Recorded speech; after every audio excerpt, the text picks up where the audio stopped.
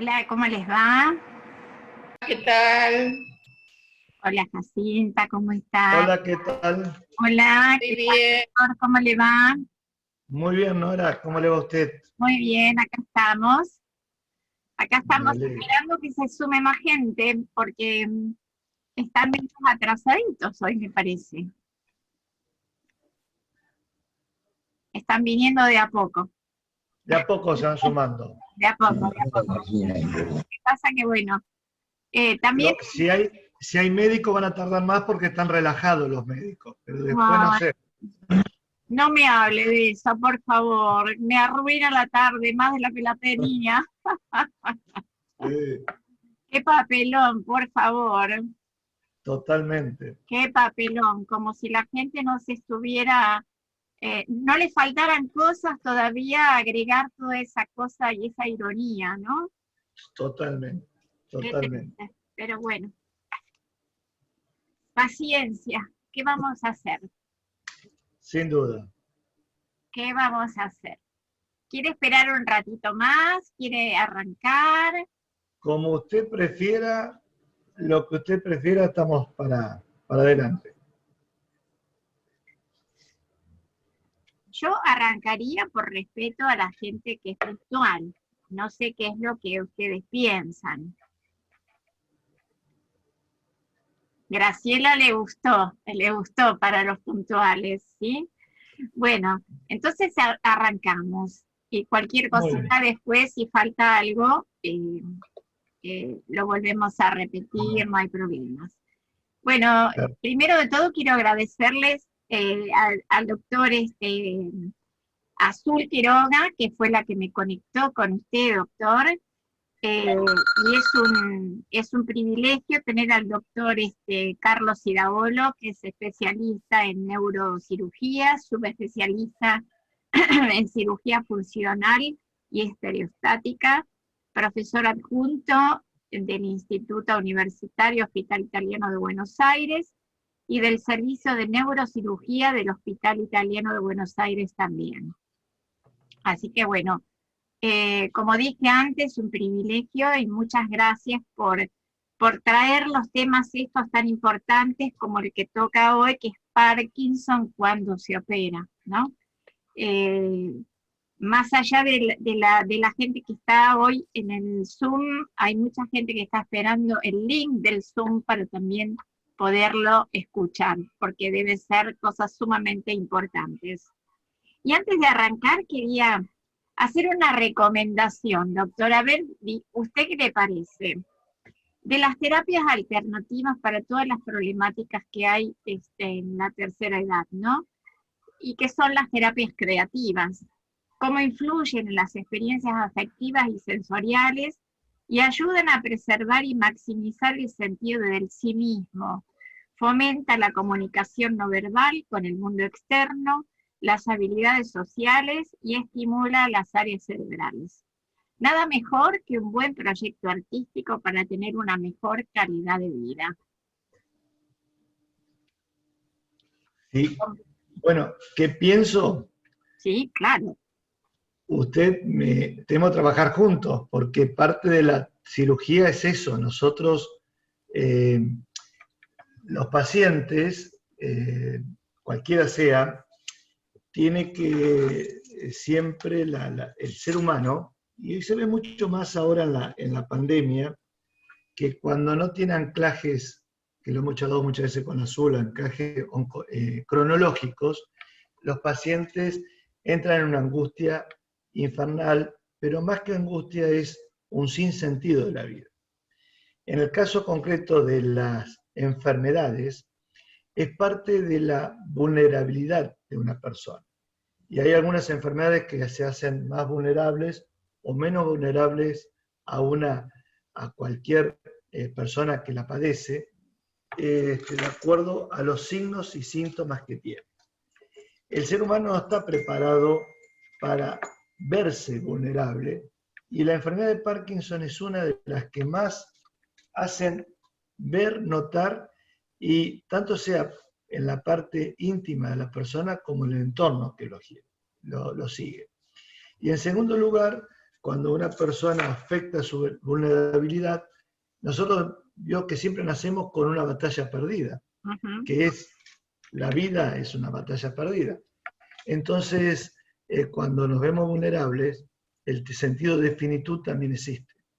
Entonces, lo que parte de la formación o del tratamiento de cualquier enfermedad es el tratamiento en su parte global.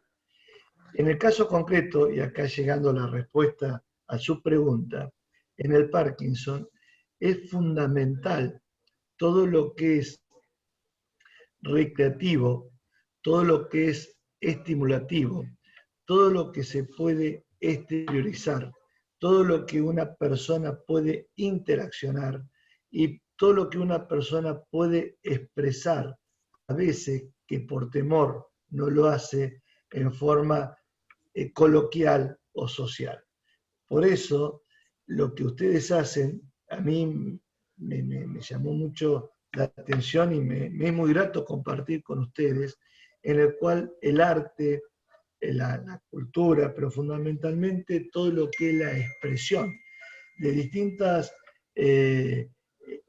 distintos puntos de vista, como puede ser un libro, una pintura, es fundamental. Le comento digamos, una experiencia personal. Casi todos los pacientes nuestros operados de Parkinson o de trastorno del movimiento, como dije hace un ratito, tienen el problema de la expresión, en este caso corporal, se vuelcan mucho y le hace muy bien todo lo que es el arte. O sea que nosotros no solamente fomentamos, sino que tenemos una evidencia a nivel de arte. Y ya que le interesa mucho, le voy a alcanzar después, en forma privada, unos artículos de paper de pacientes en el cual están operados o tienen patología de Parkinson o epilepsia, en el que, como dijimos en la anterior, ahora lo vamos a repasar, el paciente con Parkinson no solamente tiene trastorno de movimiento, tiene trastorno de la esfera psíquica y de la esfera emotiva o tímica. Entonces, en esos pacientes que se le han hecho PET y SPET, son estudios en el cual muestran cómo se ingurgita, de acuerdo a la actividad de parte del cerebro con sangre, indica cómo se está trabajando en eso y cómo mejora. Y se ha visto que en los pacientes que hacen actividades, como bien dicen ustedes, actividades recreativas y más que todo de la esfera cultural o artística, cuando se le hace el SPECT, todas las áreas centrocefálicas, que son las áreas de, no importa el nombre, círculo de papel, cíngulo, que tiene que ver con la parte de las emociones y de los estados de ánimo, se encienden. Por eso, no solamente lo digo yo, sino lo dicen cualquier centro importante que hacen esta cirugía, que es muy importante el acompañamiento del paciente de talleres de arte, de hobby, de todo lo que sea, lo que dije hace un ratito, expresión física y expresión mental. Así que no solamente me pareció correcto lo que usted dice, sino abono totalmente a todo lo que dice, y yo lo iba a decir en el correr de la charla. Fundamental el arte en nosotros. Después, si nos queda tiempo, le voy a contar una experiencia personal que yo tuve con mi abuela, pero después si hay tiempo. No le quiero robar el tiempo ahora. No, cómo no, me interesa. Así que bueno, comenzamos. Voy a compartir entonces la pantalla. Ah, cierto, sí. A ver vamos a poner compartir pantalla. Ahí está. Muy bien. A ver si... Muy bien. Se nota bien, ¿no? Se ve todo, ¿no? Perfecto. Bueno, Nosotros habíamos dicho la semana pasada, esto simplemente para repetir, que el Parkinson es una enfermedad progresiva, degenerativa, que como habíamos dicho bien, afecta al 1% de la población más de 65 años y también se da en un porcentaje mucho menor en pacientes más jóvenes de 50 años o 40. En general, afecta todo el cuerpo. Hay rigidez de nuca, trastornos mentales, trastornos de movimiento oculares, compromiso de la palabra y la deglución, tiene problemas por los compromisos de movimiento de la postura, de la estabilidad, a veces queda fijo en la marcha o tiene movimientos no controlables por la medicación y también afecta la parte neurovegetativa con compromiso de la presión arterial y de los esfínteres.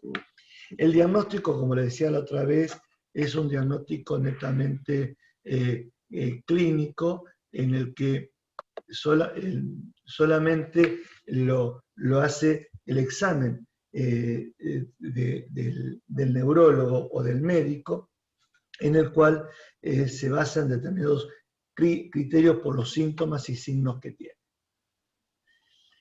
Entonces, como le decía, en estas complicaciones de la enfermedad de Parkinson, nosotros podíamos definir, de acuerdo al dibujito anterior muy esquemático, que teníamos tres problemas motores, problemas neuropsiquiátricos y otras disfunciones que son más bien de la parte tímica y cerebral. De los problemas motores tenemos lo que son correctamente claras, que son los pacientes con complicaciones motoras, que pueden haber trastornos de movimientos no controlables, periodos de estar rígido, periodos de movimiento, periodos de alteración de movimientos, lo que se llama disquinesia, son movimientos distónicos, como que la persona no controla bien una parte de sus extremidades, o deformidades a nivel del cuerpo en la marcha. También tenía, como habíamos visto la semana pasada, trastornos neuropsiquiátricos como alucinaciones, delirios, psicosis, todo lo que conlleva en la evolución propia de la enfermedad y también alteraciones de otras características, como dije recién, de la presión arterial, de inestabilidad, de compromisos tímicos, de relación social, etc. Entonces, evidentemente, si nosotros queremos tratar a un paciente con Parkinson, está dentro de lo que nosotros llamamos neurocirugía funcional o ver como un programa de cirugía funcional de la enfermedad de Parkinson. Y como afecta a tantas áreas de nuestro cuerpo, nosotros no solamente lo tenemos que ver de una visión netamente quirúrgica por los neurocirujanos, sino necesitamos una actividad multidisciplinaria por neurólogos que nos indica correctamente, de acuerdo a su visión valiosa clínica, si es un Parkinson, cuándo, cómo tratarlo, cómo manejarlo médicamente y cómo seguirlo posterior a la cirugía, si es que el paciente se opera. Desde el punto de vista, debe estar presente también un psiquiatra por la connotación psíquica que nosotros hemos visto recién, tener la neurofarmacología o neurofarmacólogos por la medicación, neurofisiólogos que nos permiten identificar cuáles son los trastornos, en este caso de movimiento o de los movimientos oculares, la neuroeducación, y en esta neuroeducación, Nora, es lo que nosotros englobamos a todo lo que es los paramédicos y áreas que tienen que ver con la ayuda en la atención y el seguimiento del paciente. Y ahí en neuroeducación están, además de kinesiólogos, foniatras, etc., hay profesores de educación física, fisiatra y personas como ustedes, que estimulan o manejan todo lo que es las habilidades del punto de vista de la cultura, del arte y también de estímulos del punto de vista cognitivo o tímico. La enfermedad de Parkinson, en su historia, como habíamos dicho anteriormente, en forma como he dicho la semana pasada, ¿no es cierto? Sin querer, por así decirlo, Cooper, cuando operó un aneurisma, si ustedes recuerdan bien que lo dije, en un paciente que tenía Parkinson, ligó una arteria que se llama arteria coroidea y el paciente se despertó con mejoría del Parkinson. Él interpretó en esa manera, en forma brillante, que tenía mucho que ver un acúmulo de núcleos que están en el centro del cerebro, que se llaman núcleo de la base, y quemando estructuras o lesionando esas estructuras, el paciente mejoraba de su enfermedad de Parkinson. Y es así como de entre las dos décadas, entre el 50 y fines del 60, se hicieron, sobre todo en Estados Unidos, una cantidad enorme de cirugías con resultados bastante buenos en el manejo del Parkinson. A tal punto que a veces se hacían hasta 30 intervenciones en este centro de Cooper por semana de cirugía de Parkinson.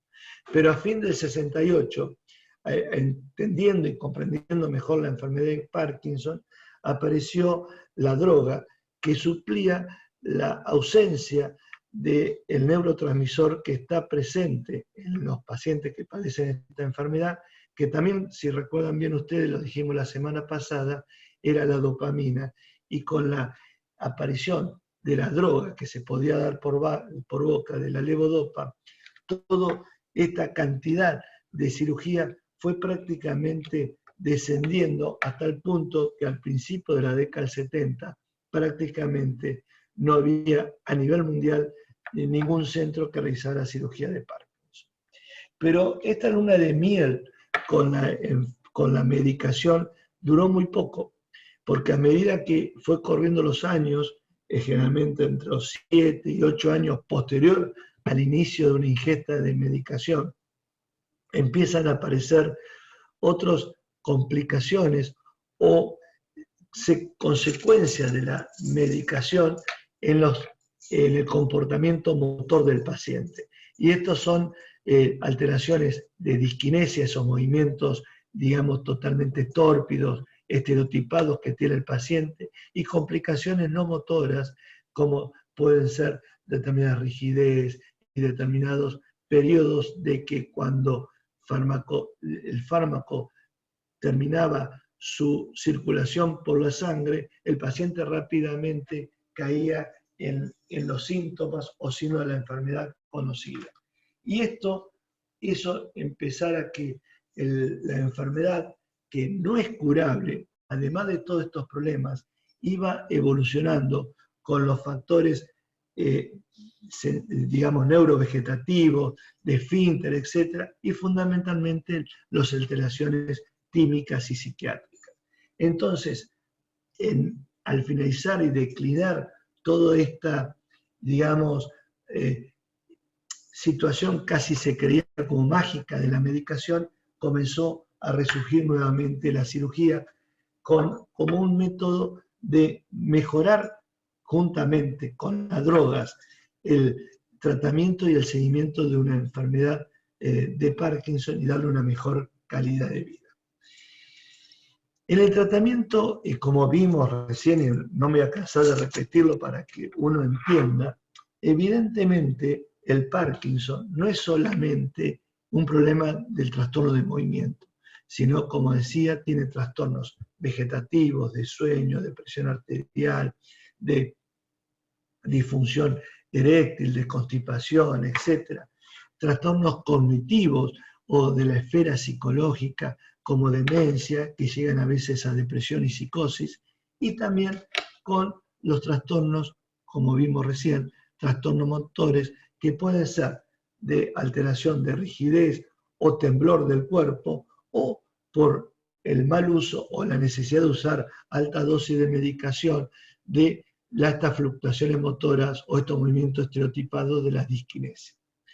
De todos estos englobamientos, y por eso es importante el tratamiento o la mirada interdisciplinaria de un paciente con enfermedad de Parkinson, tenemos que entender que lo que nosotros podemos ayudar, y no es menor porque es lo que es la presentación casi con lo que en la sociedad está el paciente con enfermedad de Parkinson, podemos tratar con la cirugía es los problemas motores, ya sean las disquinesias o sus fluctuaciones.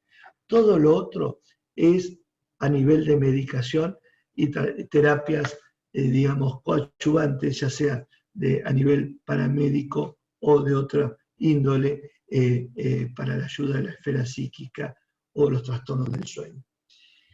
Pero que claro, si uno va tratando la cirugía, se ha demostrado que no solamente tiene un alto impacto en la mejoría porque soluciona la parte motora, sino también que retiene o va deteniendo un poco la evolución propia de la enfermedad. Por eso la cirugía no solamente resurgió por la declinación de la medicación, sino que se empezó a ver con una evidencia grande desde la década del 80 a esta parte, que la cirugía también es buena para ir deteniendo la evolución de la enfermedad de Parkinson. Entonces, las complicaciones motoras, como decíamos recién, que es lo que nosotros vamos a charlar, es lo que nosotros podemos manejar con la cirugía. Y la cirugía tenemos dos maneras de tratar, como la mayoría de las cirugías.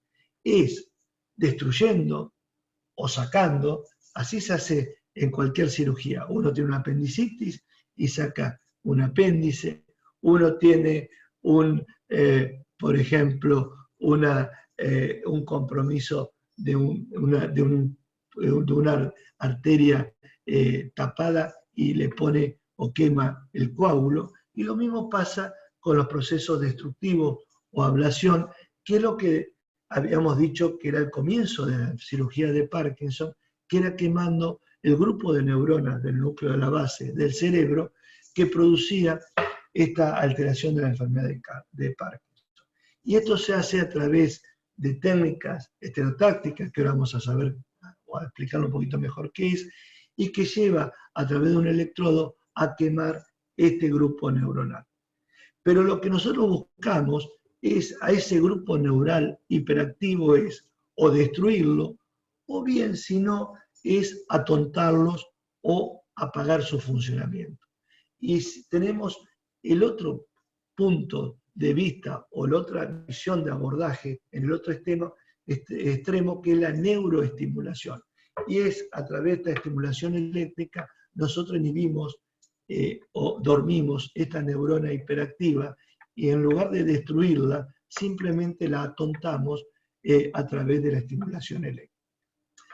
El objetivo es lo que se llama, ustedes habrán escuchado mucho, estimulación cerebral profunda, que es en concreto el gran revolución en la década del 90, en lo que era, se llamaba la década del cerebro, y cómo aportó en esa década del cerebro en los estudios esta neuromodulación eléctrica en el sistema nervioso central.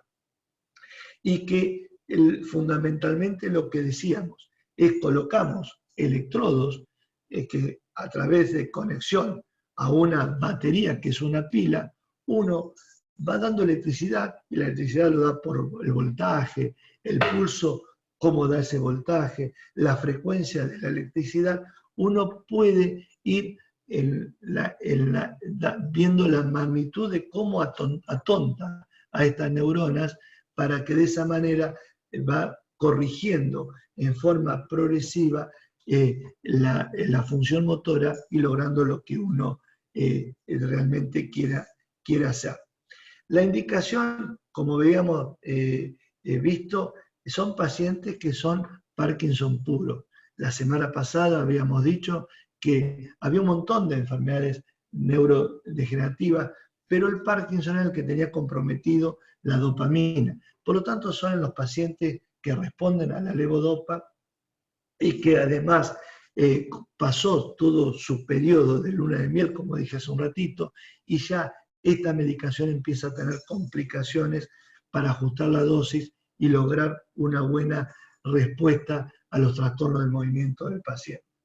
Y también ver que no tenga la enfermedad, que vamos a los pacientes operar o indicar, que la enfermedad no sea muy avanzada y que no tenga ya trastornos psíquicos o conductales que hacen que prácticamente la respuesta motora no sea lo principal que nosotros buscamos, porque el paciente tiene un gran deterioro en forma general. Por eso, cada vez hay que hacer un diagnóstico más precoz del Parkinson y hay que hacerle entender, y ustedes que están en todo esto relacionado con familiares y pacientes que tienen Parkinson, hacer entender a algunos neurólogos que el paciente cuanto antes se opera mejor y que la medicación, cuando ya empieza a no tener el efecto deseado, por más que se aumente, cambio de medicación, no va a cambiar el rumbo de la enfermedad. Por lo tanto, es bueno propiciar que cuanto antes se opera es mejor a un paciente. Entonces, nosotros decíamos, cuando uno decide una cirugía, es que tiene que seleccionar al paciente. Y el paciente, cuando nosotros le seleccionamos, o mejor dicho, proponemos indicar la cirugía, uno juega como si fuera un sub y baja o una balanza, en viendo los riesgos quirúrgicos y en qué podemos mejorar de acuerdo al estado general. Y es verdad que cuando un paciente tiene alteraciones de disquinesia, o sea, las fluctuaciones motoras que hemos visto muy marcadas, en el cual los medicamentos prácticamente no les hace nada, o por el contrario, aumentando la dosis o perpetuando lo mismo, incrementan estas disquinesias que yo les decía, estos movimientos estereotipados. O bien hay por todo esto una marcada alteración en la calidad de vida del paciente y su entorno, realmente la cirugía es mandatoria y supera mucho más a los riesgos que vamos a ver que puede haber en una cirugía de Parkinson. Entonces, como nosotros decíamos, y son elementos banderas rojas que siempre quiero mostrar, que la cirugía es conveniente hacerla lo más temprano posible para evitar esta discapacidad y obviamente prevenir toda la pérdida del trabajo, no del trabajo del paciente, sino del trabajo multidisciplinario para mejorar la calidad de vida del paciente. Entonces, uno empieza como médico y comparte con el paciente y su entorno varias preguntas. Uno dice, bueno, voy a operar, voy a implantar un electrodo, y ¿para qué lo hacemos? Y bueno, ya tenemos muy claro, lo hacemos para controlar síntomas motores que son los mandatorios de la enfermedad. Lo que decíamos, las fluctuaciones motoras, las disquinesias, el temblor, la menor iniciativa al movimiento, la rigidez, y también, en cierta medida, saber que nosotros no vamos a hacer nada o poco para otras cosas que tiene el paciente, como son también motoras, pero no lo vamos a hacer con la cirugía, que es el trastorno del habla, la inestabilidad postural, o el paciente cuando se queda congelado en el piso que nos puede marcar. Y es por eso importante siempre empezar a hablar con el paciente el para qué, para generarle y para que el paciente entienda bien cuáles son las expectativas que le podemos ofrecer nosotros como cirugía y si están relacionadas con las expectativas que tiene él para dejarse ser operado.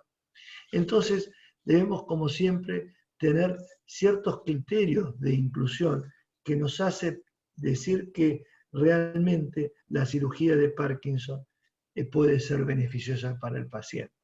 Los criterios de inclusión es que tenga un Parkinson, no una enfermedad degenerativa parecida a un Parkinson, no sino un Parkinson.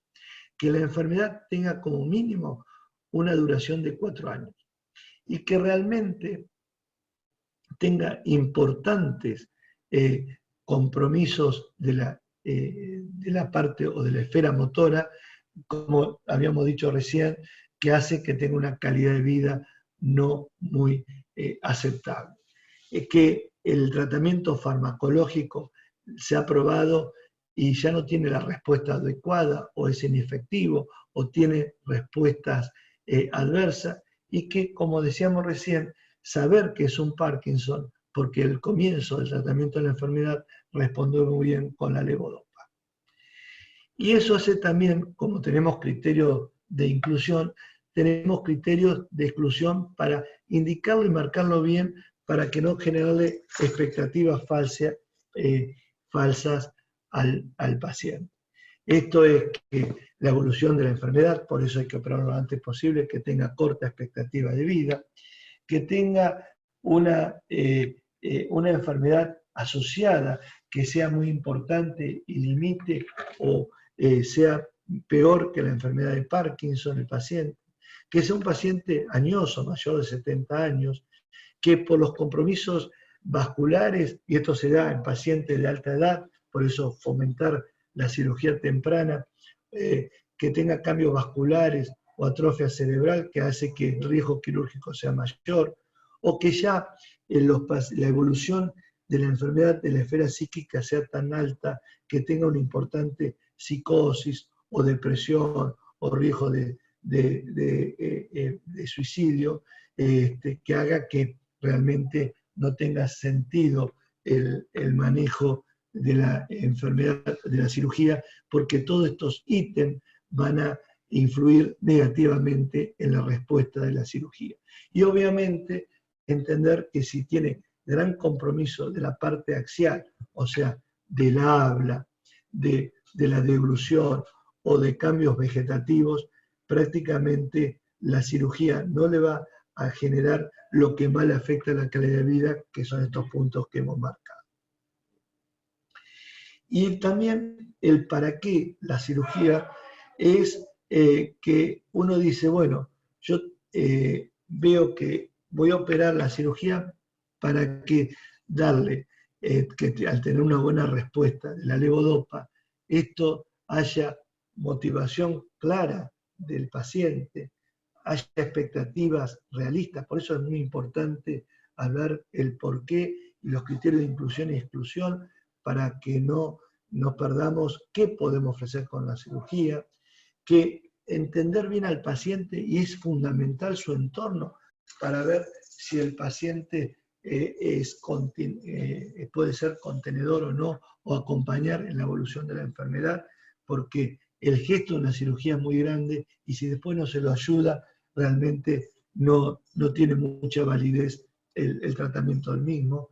Que tenga más elementos motores como temblor o rigidez a trastorno de estar fijo en el piso, que sea joven y que realmente a la noche tenga una característica de falta de movimiento para que de esa manera lo deje descansar. Ya vimos el por qué, hablamos con el paciente, explicamos el para qué, llegamos a una explicación y realmente decimos cuándo es el momento. Y el momento es cuando el paciente se le ha ofrecido todo y la enfermedad no cesa en su evolución. Podemos decir cuando tiene un gran temblor excesivo, una discinesia o unas fluctuaciones, estas disquinesias refractarias al tratamiento médico. Pero si nosotros ya conocemos mucho la enfermedad, y vuelvo a ser reiterativo, perdónenme que tenga tantas veces repetir lo mismo, pero si ya sabemos que la enfermedad de Parkinson tiene una evolución progresiva y que si el paciente tiene fluctuaciones, discinesia y temblor, cada vez la va a tener mayor. Y la película la vamos a conocer porque al no responder a una medicación, no responde a otra medicación. Entonces, por eso es entender que el cuándo, no solamente tener esto el paciente, sino hacerlo lo antes posible. Y la característica de hacerlo lo más temprano, el tema es que ha visto que el paciente va a tener más evolución de su enfermedad, que no la va a curar, pero que evidentemente va a retrasar. Los centros que deciden retrasar la cirugía, evidentemente lo hacen con una idea de que piensan que va a necesitar más programación, más recambio de batería, etcétera, pero ya se ha demostrado que cuanto antes se haga la cirugía es mejor. Entonces, podemos concluir en el cuándo que se debe valorar una cirugía con un implante de un estimulador cerebral ante el comienzo de las complicaciones motoras, porque ya sabemos que si esto va a seguir evolucionando, no tenemos que esperar que estas se desarrollen y que lleven a una incapacidad personal, social y profesional. Por eso, por última vez, cuanto antes lo operamos, mejor al paciente. Y como todo acto médico, se encuadra dentro de un protocolo. Y así también tenemos el protocolo de la cirugía de Parkinson con implante de DBS. El cual, que después, por supuesto, repercuten hacia afuera. Hay un segundo tipo de crisis que son las crisis digamos, originadas por agentes externos. Tienen que ver mucho con el tema de seguridad patrimonial, robos, sabotajes. Hay algo que alguien que... secuestros, por ejemplo. Con la alguien de marcas, que es muy importante. Se agregó, ¿me escuchan a mí o no? Tenemos todo el tema de patentes, de falsificación de productos, etcétera, etcétera. Y las que son provocadas por regulaciones del... Hola, hola. ¿Me escuchan? Sí, ¿Me escuchan escucha. o no? Sí, se escucha. Porque no sé si ustedes tuvieron como yo que entró algo, una grabación externa, no sé. Entonces lo que le quería decir que como todo protocolo tenemos tres fases. Una etapa prequirúrgica, en la cual es la selección del paciente. Una etapa quirúrgica, que es el implante del electrodo y su generador. Y una etapa postquirúrgica, que es el seguimiento como mínimo de 5 años de posterior a la cirugía de la enfermedad. En la evaluación prequirúrgica, nosotros tenemos que medir y mensurar bien si el paciente tiene todos los criterios de inclusión para hacer una cirugía. Tener una correcta historia clínica, saber que no tiene otras enfermedades, ver cómo está la parte cognitiva, psíquica, cómo es la parte motora. Esto debe estar registrado en las escalas motoras, en la escala de calidad de vida, en todo lo que sea elementos que nos permita registrar cómo está el paciente, ver cómo es la estructura anatómica del mismo, la resonancia del cerebro y también ver las expectativas del paciente y la familia. Y luego de esto también es ver que si encontramos toda la información esta, discutirlo en forma disciplinaria y saber bien y compartir con el paciente si tenemos la cirugía, es candidato a la cirugía, y si tiene una decisión quirúrgica, si es la respuesta afirmativa, cuándo lo operamos, en dónde lo vamos a operar, en qué lugar vamos a dejar el electrodo, en estos núcleos o grupos de neuronas que decía en el centro del cerebro, que se llama núcleo de la base, en qué tipo de cirugía le vamos a hacer. Generalmente nosotros decidimos el implante de electrodos para neuroestimulación y qué tipo de estimulación la vamos a hacer. Luego, una vez que ya está decidida la cirugía tiene distintos tiempos. Tiene una etapa de preparación, donde al paciente tenemos que ver cómo llevamos ese electrodo y lo sometemos a una imagen con un aro colocado en su cabeza, que es la referencia externa, para simplemente, como cualquier actividad ustedes recordarán por el colegio, y si son algunos ingenieros o arquitectos, que hay coordenadas cartesianas. Y esas coordenadas cartesianas, para llegar a un punto, debe tener puntos de referencia. Y esos puntos de referencia están en este aro que nosotros colocamos en el paciente y que nos permite, a través de una imagen, de una tomografía o resonancia, ubicar el punto del cerebro que nosotros queremos y a través de una planificación poder llevar por medio de elementos quirúrgicos que son aminículos, que se llaman técnicas de estereotáctica, no importa, llevar el electrodo deseado al blanco que nosotros queremos. Y esto simplemente, ustedes no son médicos, pero para saber los 3 núcleos. Ahí ven grande algo que se llama BIM, o está dentro del tálamo, es el núcleo, grupo de neuronas, en el cual ese núcleo, que es una partecita de ese tálamo, es que cuando se altera y hay neuronas que están hiperactivas, el paciente tiene temblor.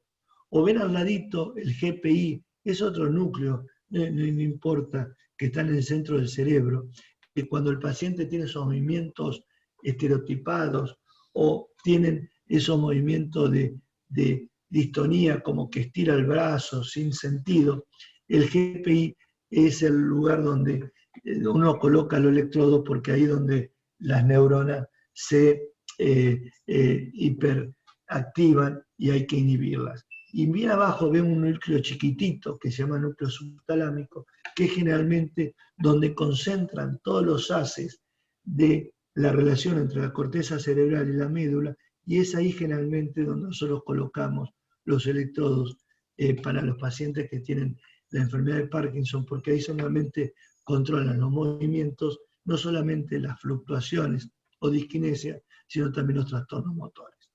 Y esto simplemente algunas fotitos del quirófano de cómo nosotros, a través del marco instalado a nivel del cráneo del paciente, vamos llevando estos electrodos a esos núcleos que ustedes veían en el centro del cerebro. Y que para llevarlo, ustedes ven acá que está todo numerado, es en forma bien concreta y bien milimétrica, como cualquier disposición de querer llevar a un punto espacial algo, y estas son las técnicas estereotácticas. Y de esa manera enhebramos, como llamamos los neurocirujanos, el núcleo deseado, con los contactos, que son como un anillito de estos electrodos, en el cual tienen internamente microfilamentos que van a venir o van a llevar la corriente de la pila o el generador que se coloca debajo de la piel, alejado del cráneo. Esto es simplemente para que ustedes vean los electrodos ya colocados dentro del cráneo, cómo son los electrodos, la unión de los contactos, esto que ustedes ven aquí, y cómo estos electrodos salen del cráneo, salen del cerebro y van por debajo de la piel y se unen a esta batería que es la pila o el generador, que nosotros generalmente lo colocamos subcutáneo, muchas veces queda en el tórax, y este electrodo, este generador, nosotros a través de distintas valoraciones podemos perfectamente con telemetría, con computadora, poder corregir las distintas electricidades de acuerdo a cómo se van comportando los parámetros de medición de los trastornos del movimiento del paciente. O sea, como decíamos, tenemos que medir y registrar antes de la cirugía y medir y registrar posterior a la cirugía para saber cómo va mejorando y cómo además de esto podemos ir mejorándolo con distintos movimientos o cambios en la corriente eléctrica, ya sea el voltaje y la frecuencia, como dijimos hace un rato. Es una cirugía, y decir que una cirugía no tiene complicaciones es mentirnos. La cirugía, como cualquier cirugía, tiene complicaciones. Y la cirugía de Parkinson tiene una mortalidad muy, muy baja, que va del 0 al 2%. Y tiene algunas complicaciones que algunas veces llegan hasta el 10%. Pueden ser complicaciones menores, como que la herida se abra, o complicaciones mayores. Las mayores complicaciones son las propias de colocar el electrodo en el cerebro con hemorragias cerebrales o irritación del cerebro que traiga convulsiones, o bien por llevar algo dentro del sistema nervioso puede tener alteraciones vegetativas como factores hemodinámicos, trombosis, neumonía, porque el paciente está semidespierto y se puede broncoaspirar, o bien relacionados al equipo, porque no deja de ser una prótesis, y como toda prótesis puede infectarse, puede lesionar la piel que está debajo de la misma, puede migrar o romperse los electrodos porque no deja de ser el cablecito, o bien a veces puede haber complicaciones propias de la estimulación cuando no es correcta. O sea que si uno le da más estimulación de la adecuada o menos de la estimulación adecuada, puede tener el paciente trastornos del habla o trastornos cognitivos, depresivos, pero son propias no de la enfermedad, sino de la mala calibraje de la estimulación eléctrica. Y también nosotros decíamos que tenemos que tener un equipo multidisciplinario dentro de un centro que pueda permitir a ese grupo multidisciplinario, digamos, desplazarse en todo su potencial, y por lo tanto ese centro debe tener una alta infraestructura. Por eso hay centros que se opera el Parkinson, el Hospital Italiano es uno, y cuando uno dice que tenga un programa de cirugía es porque ese centro tiene que contemplar esas 3 etapas. Y el tema es que hoy, más que todo con la pandemia y todo lo que hemos charlado, es que no solamente permite hablar de un trabajo en equipo transversal y de alta resolución o infraestructura, sino también que además permite, en este caso como la pandemia, poder trabajar porque el hospital es seguro para COVID porque está como dividido en 2, un área COVID y un área no COVID. Y lo último, para ir terminando, es un poquito compartir algo de nuestra experiencia en ver si realmente la estimulación cerebral profunda, o sea, la cirugía de Parkinson, impactó en la calidad de vida. Y esto es mostrar que la cirugía de la enfermedad de Parkinson es un tratamiento efectivo, reduce la discapacidad motora y mejora la calidad de vida. Entonces nosotros hemos visto o hemos presentado un trabajo que lo quiero compartir con ustedes, un trabajo netamente observacional, con todos los esquemas, cohortes estadísticos y de evidencia médica para mostrar a través de variables o escalas si realmente en el lapso de un año posterior a la cirugía el paciente ha podido mejorar estas escalas y por eso ha llevado a una mejoría de su discapacidad motora y su calidad de vida.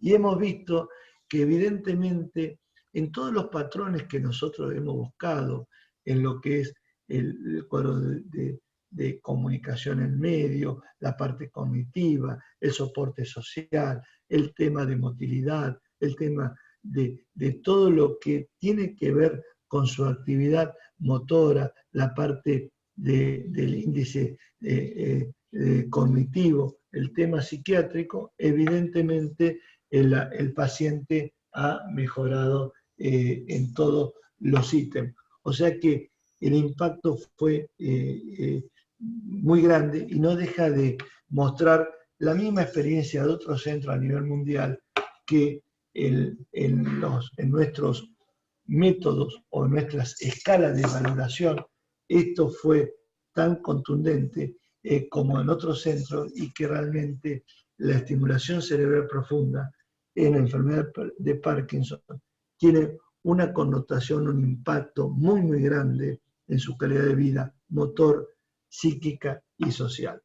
Así que, nuevamente, agradecer, Nora, por permitir compartir con ustedes nuestra experiencia aquí del Hospital Italiano, poder charlar un poquito con ustedes de lo que es la enfermedad de Parkinson, poder transmitir, a lo mejor puede ser un poquito vehemente, de por qué la cirugía es tan importante, poder concientizar y ustedes ser replicadores de esto a neurólogos que no deben insistir con drogas, sino que rápidamente traten de que la cirugía cuanto más temprana es mejor, Y fundamentalmente, ustedes que están en el arte, es ser un foco de cómo confluir o cómo pueden confluir en los pacientes en la estimulación de arte y que al menos de este punto en común, que es tan importante como el arte, también se interaccionan con ellos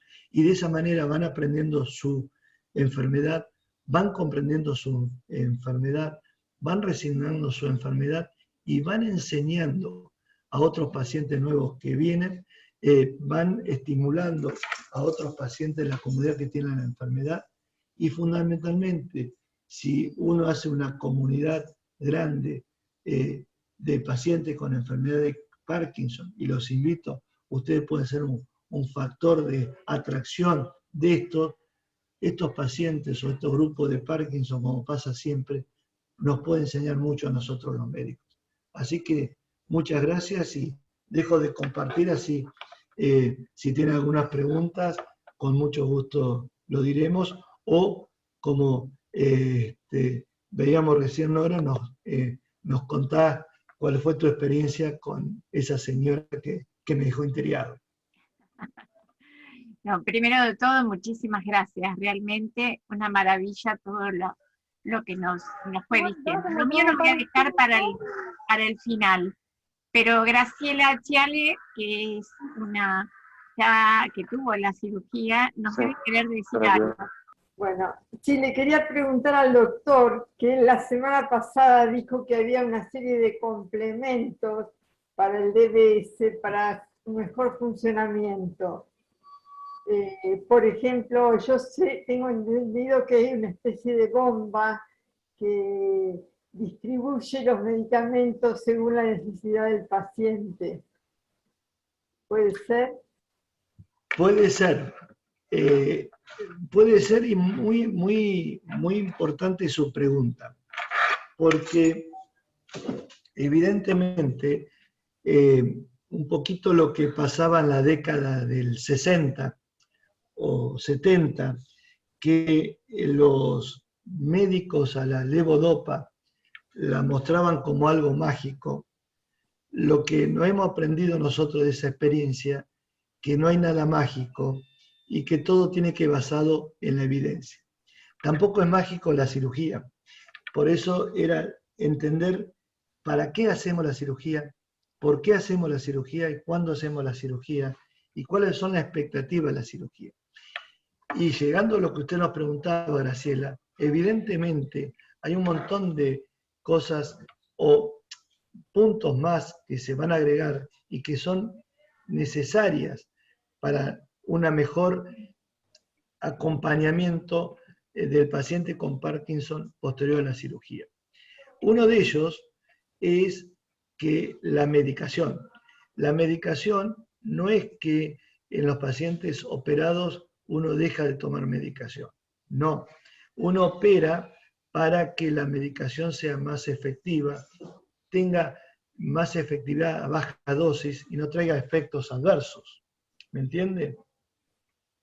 Entonces, la pregunta suya de la bomba, sí, efectivamente hay algunos dispositivos y cada vez más novedosos en el que pueden no solamente administrar la droga, sino también tener o un timing de cuándo se entrega la droga, o a veces hasta receptores que nos permite tener ciertos elementos llamativos o como campana para que esta bomba alargue la droga. Esa droga, usted ya que la ha visto seguramente, la ha escuchado, es la apomorfina, ¿no? No sabía el nombre. Está hablando de eso. Y sí, es algo que no es novedoso, pero tiene sus indicaciones específicas y concretas, lo que significa a nivel de apomorfina. Lo mismo que hay otras drogas, y esas drogas se pueden influenciar a nivel endovenoso o a nivel como parche, etc. Y también hay otros puntos más que son, cuando uno va mejorando la parte motora, puede necesitar por el tiempo de evolución, alguna mejoría de alguna transposición de músculo, de algún nervio, o ortesis, o bien aportes de determinados ortesis externa para un mejor elemento del movimiento. ¿Y eso tiene solución quirúrgica con la droga? Eso, todo lo que usted enumeró tiene una solución. Es una combinación de cosas, es una combinación de cosas. Y la combinación es que toda la solución es que uno tiene que buscar el mejor elemento. ¿Me entiende? Es el mejor elemento. Doctor, hace 2 años y medio que me han operado. Y tengo ¿Cuántos años hace que lo operaron? 2 y medio. Ah, muy bien, muy bien. Todavía tengo problemas con el equilibrio y, por ejemplo, este ojo se me cierra y a veces tengo disquinesia. Por eso le preguntaba, porque si la bomba regula la cantidad de levodopa que necesito, sería el ideal. Claro. No, le entiendo. Mire, perdón que yo no sé si a usted le molesta que le haga un comentario sobre su enfermedad ante la gente. No, no tengo ningún problema. Pero recuerde que usted, el trastorno de equilibrio, la cirugía no le corrige. Eso lo sé, sí. En segundo lugar, el trastorno ocular, lo que es la motilidad y que tiene que ver con el tema de blefarospasmo, la cirugía no le corrige. Y a veces lo que uno tiene que ver es esas disquinesias, cuánto juega el aparato en que uno puede ir estresándolo más para dar mejor parámetros y en combinación de cuánto es la droga. Entonces, en el caso de usted, a lo mejor, estamos hablando ya, ahora sí, permítame la indiscreción de hablar hipotéticamente. Tal vez para el ojo necesite el Botox, tal vez para el trastorno de la marcha o la inestabilidad necesita de buenos fisiatras y de buenos, lo que nosotros llamamos desconcertadores o engañadores del movimiento, que quiere decir que cuando usted camina, por ejemplo, tiene que pensar o mirar a un determinado lugar para que de esa manera su cerebro piense más en eso y no se altere el movimiento. Y de las disquinesias, la medicación puede ser una alternativa, pero no me atrevo a decirle si la apomorfina la puede ayudar o no a usted. Bueno, muchas gracias. No, por favor. ¿Usted atiende en el hospital italiano únicamente? Solamente en el hospital italiano, sí. Gracias. Porque, ¿sabe qué pasa? Que ahora que estoy yo solo, que no están, porque si no se van a agrandar los otros. Yo tengo la suerte de contar, además de con Azul y los ingenieros, un grupo de ingenieros como Leandro, Gabriel y Uriel, tengo la suerte de contar con un grupo de médicos espectaculares, el doctor Bauso, la doctora Besada de imagen, el doctor Facioli de psiquiatría, y esos están en italiano, así que yo de italiano no me voy, pero son ellos los que hacen magia. ¿Vio que hablábamos recién de magia? Ellos son. Gracias. El equipo es lo que hace la magia, ¿no? Son sin duda, sin duda. Claro. Sí, como pasa en todos lados. El equipo es lo que hace la magia. Uno solo pone la arenita. Exactamente. ¿Hay alguna otra pregunta antes de que yo le cuente la historia? ¿Alguien más quiere preguntarle algo al doctor? Hola, sí. ¿Qué tal? ¿Cómo estás? ¿Qué tal? ¿Qué tal? Sí, yo le quería preguntar, buenas tardes a todos. Buenas tardes. Le quería preguntar, yo le comenté la vez pasada de mi papá de 82 años, y por lo que vi, porque se me cortó un poco la conexión cuando estaba hablando ahora, él ya con su edad no entraría dentro de las posibilidades de la cirugía. En principio, ahora estamos hablando en global, en principio no. Lo que pasa es que los criterios de inclusión tienen que ver con la parte vascular y anatómica del cerebro. Entonces, hay personas que tienen 70 años y parecen de 40, y hay personas de 40 que parecen 80. Entonces, en principio, los criterios de selección, uno dice mayor de 70 no, pero no es tan tasativo. Lo que pasa es que hay que combinar no solamente la edad que tiene, su calidad, sino también su expectativa de vida. Porque cualquier acto de cirugía es un acto o un gesto muy grande. No, muy grande, un costo muy grande. Costo, me refiero a costo afectivo, costo físico, no estoy hablando de costo económico. Entonces, uno tiene que saber que cuanto más edad tiene, la tela para ese costo es mucho menor, la tela del paciente, ¿no? del sustrato del paciente. Pero no es mandatorio que hay un corte de 70 años para una cirugía de Parkinson. O sea que puede. Pero no solamente, por eso es importante los programas. A veces, cuando uno se acerca a los programas de cirugía de Parkinson, lo que atrae, el llamador es la cirugía. Pero no todos los pacientes son candidatos por sus criterios para poder operarse. Pero cuando entran, por ejemplo, acá en el programa de aquí de Parkinson, si no se opera, no es que se le dice, bueno, chao, váyase, sino que va a otra área. Aquí hay, gerontología, etcétera, una serie de factores que lo que se busca es el comienzo de la charla, es mejorar la calidad de vida, mejorar la calidad de vida motora, preservarlo para que tenga una buena calidad de vida, que no, por ejemplo, evitar caídas, si es mayor, etcétera, etcétera. O sea, en concreto, lo que les queríamos transmitir es que la enfermedad de Parkinson, si uno no lo ve en forma global y da un seguimiento a largo plazo, no hay enfermedad, no hay programa de Parkinson. Hay algunos lugares que se opera, pero una cosa es operar Parkinson y otra cosa es realizar una cirugía de Parkinson. Y cuando uno realiza una cirugía de Parkinson, tiene que ver el pre y el post seguimiento de ese paciente. Sí, él se atiende en el Flenix. Bueno, es genial. Ese lugar es buenísimo. Sí, sí. Pero bueno, todavía no se ha hablado de ese tema, por lo menos me lo ha dicho, pero claro. Me interesaba saber eso, ¿no? Sí, sí, sí. Bueno, muchas gracias. Por favor, Alejandra, un placer.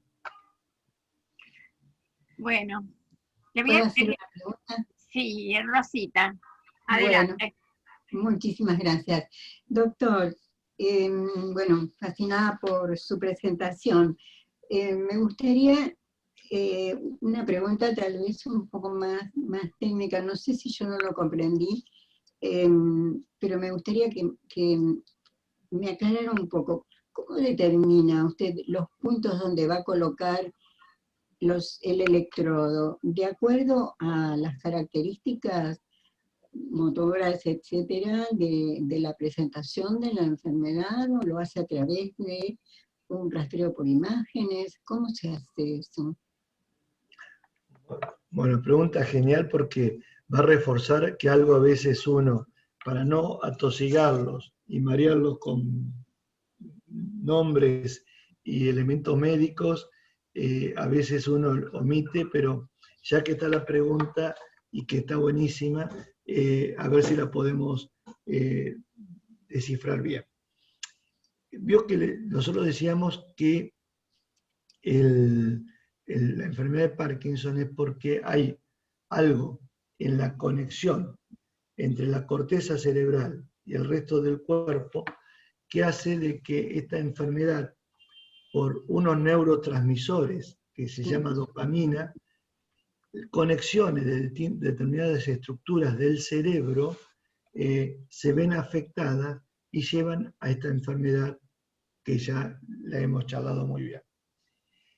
En el centro del cerebro, yo lo hablo así para que ustedes me entiendan, hay como un cúmulo de neuronas que en su conjunto hacen algo que en su agrupación hacen que se llamen núcleo de la base, pero en el fondo es un grupo de neuronas. Este grupo de neuronas es como si fuera un intermediario entre la corteza y el cerebro.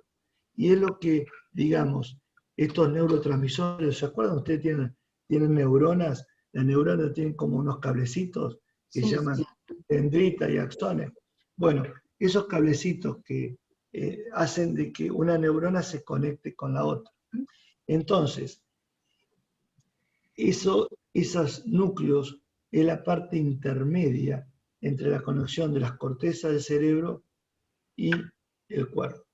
Cuando esas neuronas están alteradas porque les falta el neurotransmisor, es como que están totalmente alocadas.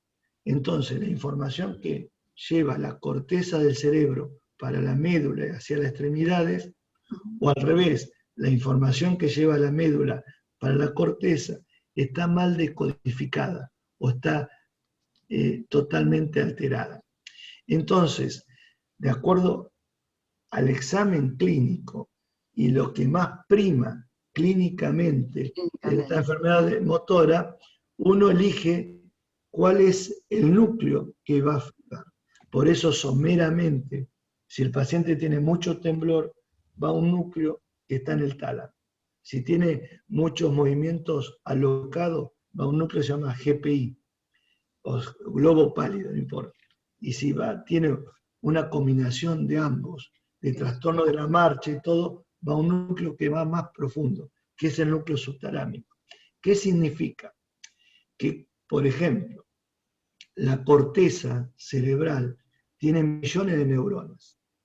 El tálamo, donde está esta estructura que se llama VIN, tiene más de 100.000 neuronas. El globo pálido tiene 50.000 neuronas.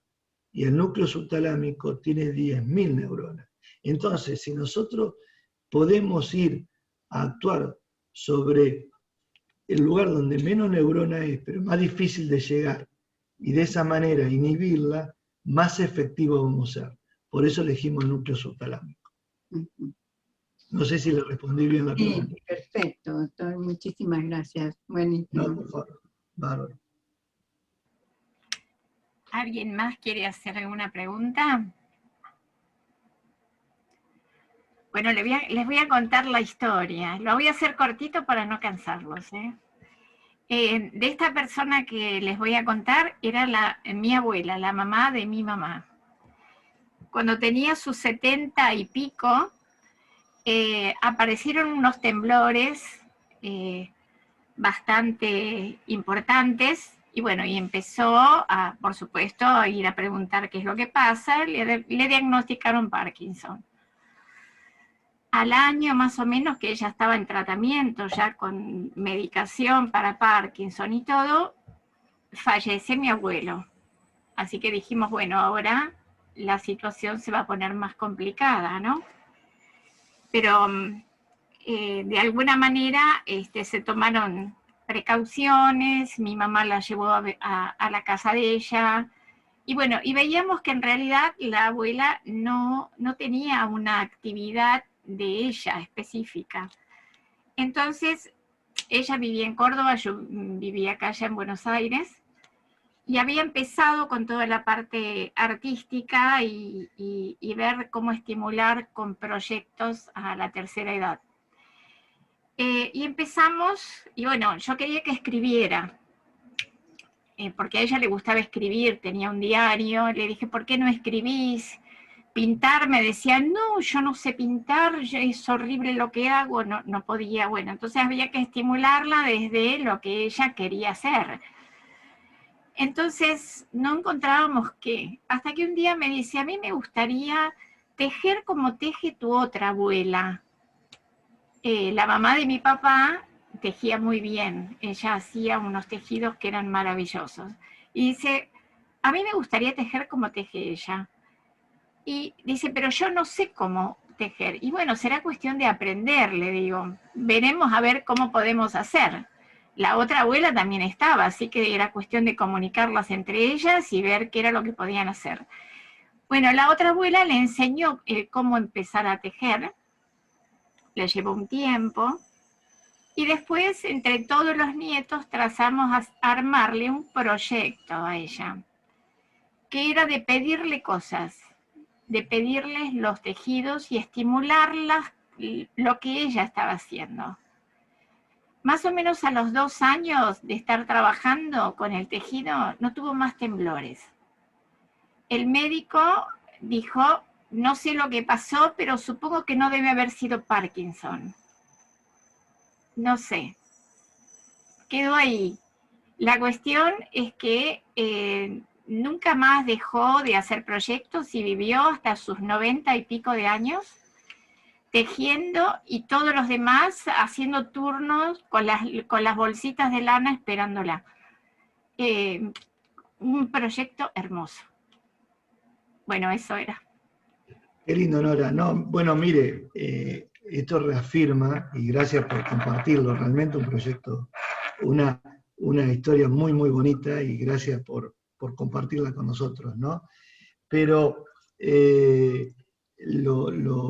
lo importante, me parece a mí, que era, esto reafirma lo que charlamos al comienzo. Cuando una persona vence o se olvida de su finitud, tiene proyectos, tiene algo que le encara, y todo eso realmente mejora. Yo no sé, usted dice el Parkinson, el temblor, tal vez sea Parkinson, y ha dejado a lo mejor de temblar, porque en la evolución de la enfermedad, por ahí se puso más lo que nosotros llamamos rígida. Pero lo que sí, no hay duda, que como recién hablaba con Graciela, cuando uno empieza a cambiar el eje de pensamiento de lo que uno tiene, mejora esos signos.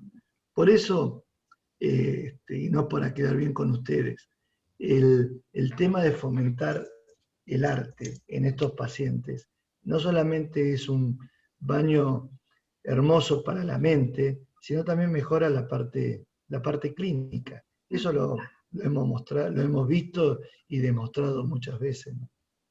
Totalmente, totalmente. Así que bueno. La Yo verdad, quiero, sí. yo quiero una cosita que vio cuando recién hablaba de los neurólogos míos, de los neurólogos que están con nosotros y todo eso, ¿no? Y siempre, cuando uno viene al paciente, yo sé que son tímidos los que voy a hablar, vienen los pacientes, los familiares, ven a todos los médicos, o los paramédicos, kinesiólogos, todo. Pero después hay otras personas que son tan o más importantes que todo ello, que son los que planifican o apoyan en todo lo que es el abordaje quirúrgico. Y ellos son los ingenieros. Y aquí estaban, y por eso los quiero nombrar, además de Azul Quiroga, a Leandro Street y a Gabriel Bellino, que son los ingenieros que están o aportan con nosotros en cómo llegar, lo que recién preguntaba Rosa, cómo llegar el electrodo al blanco, cómo distinguir por la imagen el núcleo que queremos. Así que bueno, los quería nombrar porque son también muy importantes en este grupo multidisciplinario. En esa parte del equipo. Totalmente, totalmente. Bueno, veo que a Azul se le debe haber caído internet, porque entró 2 veces y ya ahora sí. No pudo entrar más. Y Leandro, no sé si estará ahí o no puede abrir la foto. Sí estás, Leandro, a ver. Sí, estoy acá. Deme un segundito. A ver, que la cámara la tengo conectada. Ok. Contanos tu parte de la experiencia, del equipo que haces con el doctor. A ver, ahí, ¿se me ve? Ahí está. Ahí estás. ¿Cómo les va? No, yo trato de asistir, como decía el doctor, mi pequeño granito en cuanto a lo que pueda saber en la parte lo que estudié un poco, en cuanto a asistirlo en la cirugía y ayudarlo en lo que necesite en cuanto a la planificación y el registro de los potenciales, y bueno, y por supuesto después la programación. Ahora con la confinación estoy un poco complicado, pero bueno, trato de asistirlo por lo menos ahora virtualmente. Bueno, qué bueno. Qué bueno.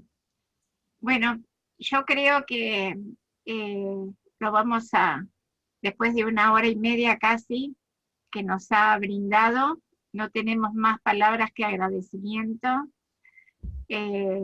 por todo su trabajo, por las ganas, por las explicaciones, para que nadie se quede con dudas. Y bueno, agradecerles a todos los presentes también, a Graciela Chiale, que agradecerle la fuerza que ella pone en todas las cosas, las ganas, estar positiva siempre, enfrentar las situaciones que nos tocan con mucha positividad, ¿no? Así que bueno, a todos, muchísimas gracias. Quiero decirles que cuando se quieran comunicar con el doctor, yo acá tengo los datos, y cualquiera me puede mandar un mail y yo se lo reenvío al doctor, y seguramente que les estará contestando todas las dudas que tengan. Gracias. Bueno, un abrazo muy grande para todos, muchísimas gracias, y nos estamos viendo el jueves próximo en el próximo Zoom. Muchas gracias. Hasta luego. Gracias, doctor. Gracias por todo lo que hace. Gracias. Hasta luego. Nuestro empeño es promover y desarrollar proyectos que nos lleven a una integración social y productiva, para generar cambios de actitud y facilitar espacios de intercambio cultural, social y pedagógico.